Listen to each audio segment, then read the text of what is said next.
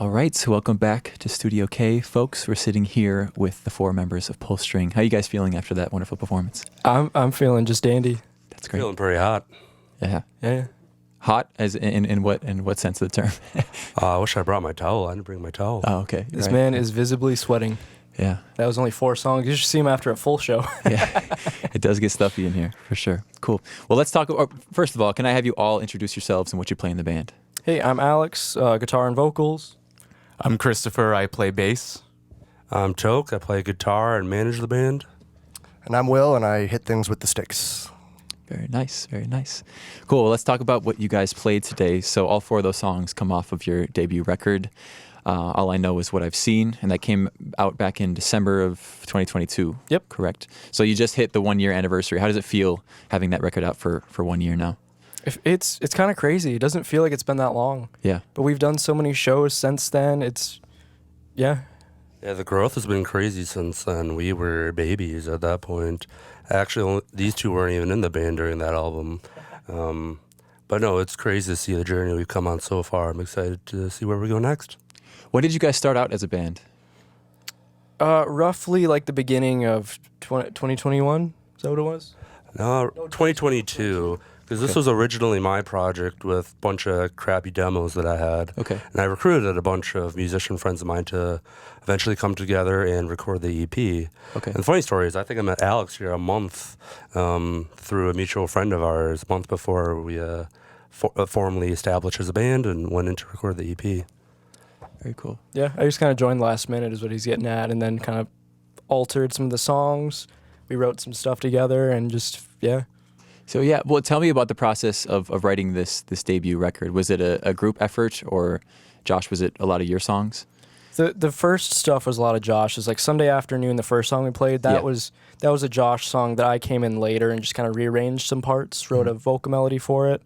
And then a lot of the album were a lot of my songs were older. Okay. But then it's a mixed bag though. There's a lot of collaboration, especially with new stuff we're doing. Most of it is very collaborative. We'll take a Josh riff, I'll add part of mine, and then something else. Cool.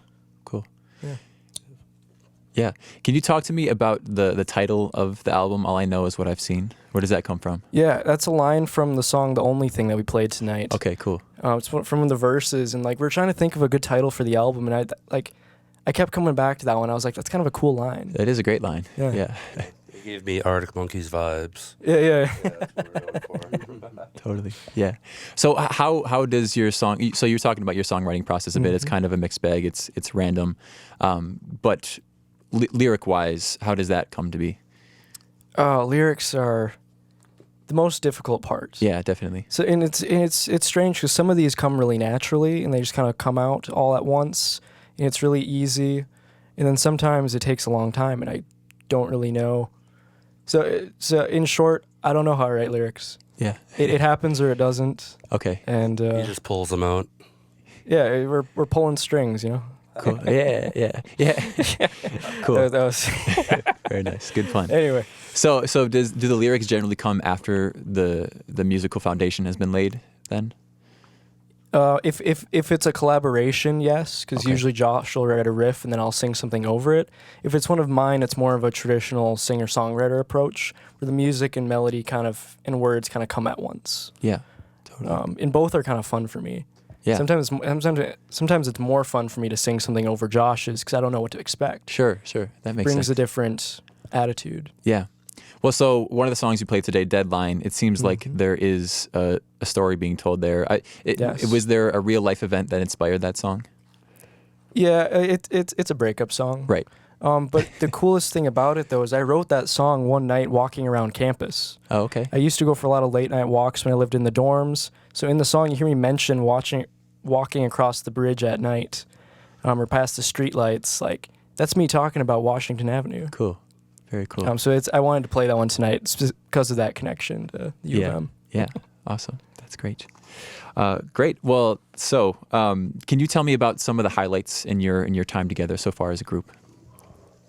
Josh, this one. We've done quite a bit in such a short journey. Yeah, totally. I think in the first 4 months of being a band, we went open for an international touring band at the Entry. Oh, wow. 4 months in. And throughout the whole journey, it's been learning about how to be consistent. And we, as we got better at that, just the gigs, the opportunities keep flowing in. Like, for example, we've been playing out of state down in Iowa a few times, and the fan base down there, really enjoys us. Yeah. They even invited us back for a festival that's happening next month. Wow. But it's just exciting to see where we've gone in such a short time and where we'll go from here. Yeah, and a specific event, one of my favorites. We played at the First Avenue's annual Replacements tribute. Oh, cool. In December, and that was one of the favorite shows I've ever done. Yeah. Got to play some of my favorite songs by one of my favorite bands. Like, Totally. yeah. Crowd helps too. Yeah. Well, so you guys recorded a replacement song, right? Can't Hardly Wait. Yep. Yeah. And why did you choose that song to record? Because it's one of my favorite Replacement songs, but also because their recorded version of it is a little soft. Like they added okay. the horns and stuff. They kind of did it kind of tame. I wanted to do a little bit more rockin' version, like their live version sounded like, but I wanted like a studio sounding one. Yeah. Yeah. Yeah. So that was So we took it and put our own rock and spin on it, basically. Yeah. That's great. Can you talk to me about some other groups that might inspire the Pullstring sound? The common thread between all of us is Green Day. Okay. Cool. That's like a core common influence that we all kind of bonded over. But any 90s rock or like old school stuff, Nirvana's another big one for us. For me, Replacements, any Minneapolis alt rock band, Semisonic, Soul Asylum, all that stuff. Yeah. Josh has got a lot of other ones too. I love all the classics, legacy stuff, from Foo Fighters all the way down to Oasis. That's what you and I initially bonded over, was Oasis. I don't know. You guys have anything to add? Foo Fighters. This guy loves Smashing Pumpkins, Queens of Stone Age. I feel like I'm just rambling names at this point, but yeah. Yeah. Well, so you were talking about a lot of Minneapolis kind of alt rock groups. How do you feel about the current state of the Minneapolis alt rock scene? It's cool. There's a lot of stuff happening. Yeah. There's you look around the Minneapolis thing on any given weekend. There's a really cool show happening. Yeah, definitely. And a lot of unique sounds and styles too. That we're kind of more of the traditional Minneapolis alt rock and kind of the same vein as Soul Asylum, Semisonic, Right. that kind of stuff. But there's a lot of range, and it's really cool. Like you go to a show, you don't know what you're gonna get. Yeah. But I love that personally. I say there's all kinds of genres out there, and it makes it so competitive and frustrating sometimes. But honestly, we're spoiled with the music scene in general that we have here in the Twin Cities. Yeah. It's awesome. You go to a great show any given night, to be honest. Totally. Yeah, there's more and more genres every day, more and more subgenres and subgenres within the subgenres. So I totally agree. One thing I wanted to talk to you guys about is your live performance. Today you had some antics that you were kind of doing. Tell me about what kind of energy you guys bring to the live performance. So there's the song we ended with tonight, When It Began. I don't know why, but every time we play that song, like I think maybe it's because it's a simpler one, but it just brings something out of us. Yeah. Like we always just start getting chaotic during that song. We do an actual live show. We do that for everything, but specifically When It Began gets the most absurd. You don't know what it is about that song. It's just that song. I don't know, but it's just always been like that. The first time we played that, Josh smashed his guitar. Right. And you broke Like- it. That's right. Oh my God. Yeah. So like that song from day one has just been like the chaos song. It's a very pretty song too, so it's like kind of a strange contrast, but it's fun. And that's just our personalities though. Like when we're practicing at Josh's house, like we're doing goofy stuff all the time down there. Yeah. So we just try to translate that to live shows as best we can. Yeah. Josh, do you want to tell the story about when you broke your guitar? Oh yeah, that was our debut album release party at the Turf Club, December 2022. Cool. I guess we were just feeling at the time, and we went through the album more for the most part. Actually, I don't think it was that song. It was an encore song, but we were just feeling. I threw it in the air and hit the cymbals or something and split in half. It's the same green guitar I played today too. I glued it back together right after and played it every show since. Sounds great.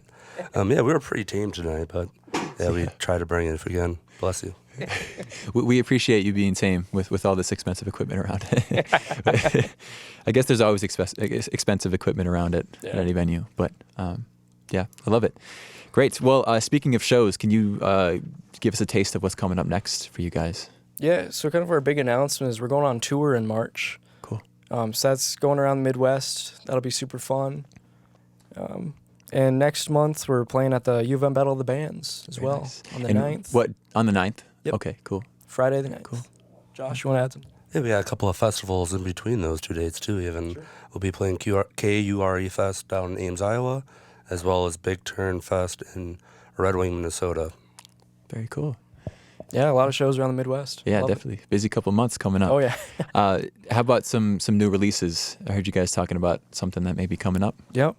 We're working on a single that we're gonna put out before the tour. Cool. And after that, hopefully a full EP.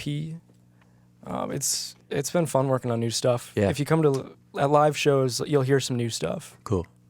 And has the single been played live before? That's coming out It's soon? been played twice, Twice. but only once in its current version. Okay. It's gone through some evolution. Very nice. Yeah, as any good song will. Yep. And how has it been received by crowds?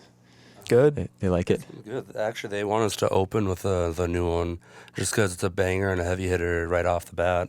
Totally. Yeah, it's a high energy track. Yeah. So if you have like a set where you can only play like 6 or 7 songs, will you do mostly stuff from the debut record or will you do a lot of new stuff? I think mixed bag. Okay. Yeah. Cool. Very cool.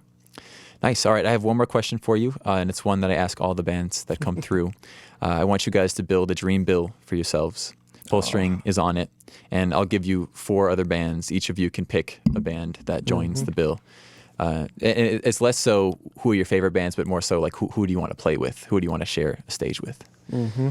I have no choice. I have to say the Replacements. Nice. Yeah. Preferably Bob era Replacements, but Okay. I'll take what I can get. Wait, do they have to be dead or alive? It doesn't matter, dead or alive. Yeah. All right, Chris. I'm going to go with Green Day. That Nice. would be pretty stellar to have them on our bill. Yeah, definitely. Foo Fighters, I think, is an easy answer. Well, you guys just saw that Soul Asylum with Tommy Stinson show a couple weeks ago. I like the Minnesota connection, so I'd say Soul Asylum. That'd be a fun one. Yeah. Yeah, that'd be a good one.